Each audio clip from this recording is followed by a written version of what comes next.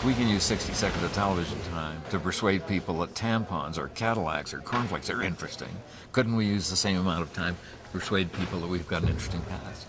It was a wonderful day-long meeting in which we came up with the idea of making movies, but only 60 seconds long. And by the end of the day, I had been commissioned to supervise the production of a pilot.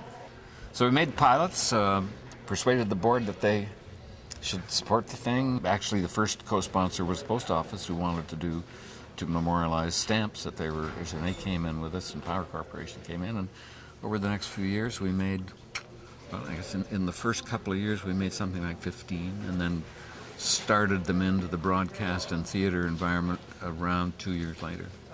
And the one that we're shooting today is number 68. And it's been wonderful. Patrick's absolutely a delightful man to work with, so creative and so interesting. He is a real pleasure. He works with the people that are working for him creatively.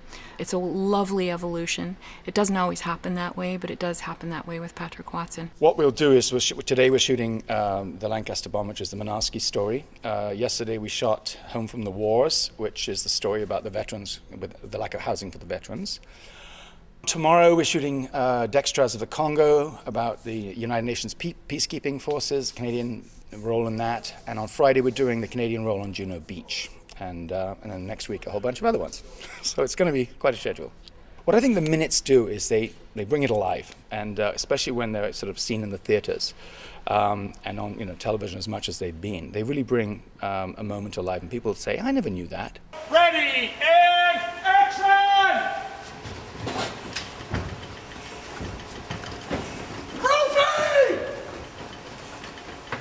And cut it!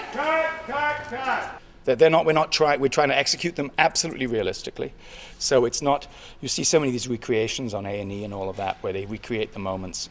I think we go a different route. We try to completely realistically, dramatically do it, so that you're in that place and you're in, like today, you're right in the plane with him. And we're not sort of doing it, mixing with documentary footage like so many people would do. And what we're doing is just taking one little segment of it, the most dramatic, when the plane's going down, and completely recreating it. And it's all drama. It's really history through drama.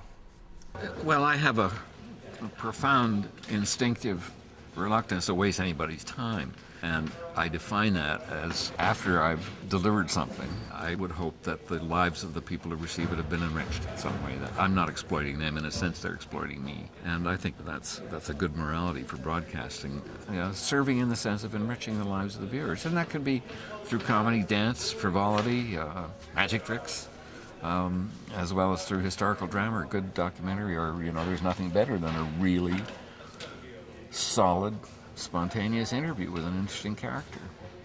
But a great many television broadcasters now are primarily interested only in holding a numbed audience through to the next commercial.